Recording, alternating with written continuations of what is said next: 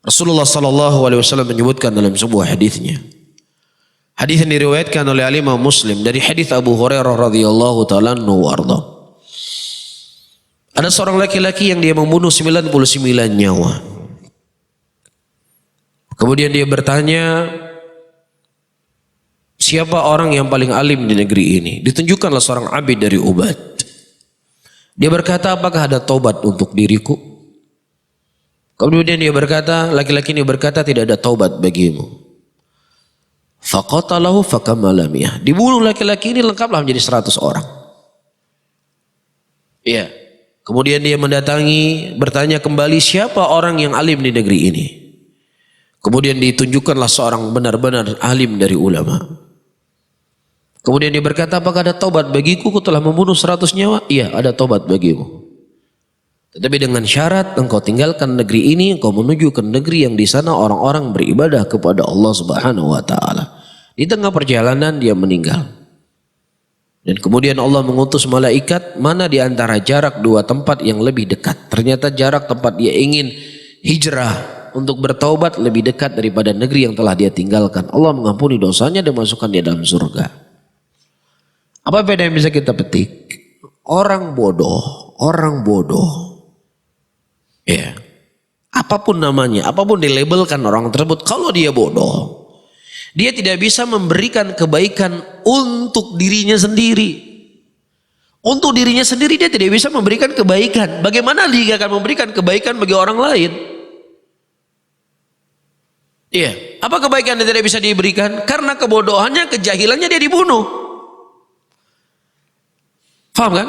Dibunuh dia. Tapi kalau seandainya orang itulah seorang alim yang memiliki ilmu, iya, dia bisa menyelamatkan dirinya dengan ilmu yang dia punya, dan dia juga bisa memberikan kebaikan buat orang lain. Untuk melihat, kalau seandainya yang 100 orang, yang 101 tadi, ulama tadi ditanya juga, ada tobat bagimu? Nggak ada tobat bagi kamu. Putus anga-anga laki-laki ini.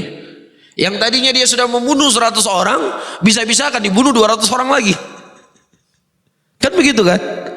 Tapi karena diberikan solusi dengan ilmu oleh seorang alim, akhirnya dia bertobat kepada Allah, masuk ke dalam surga. Dia bisa menyelamatkan dirinya dan bisa menyelamatkan orang lain.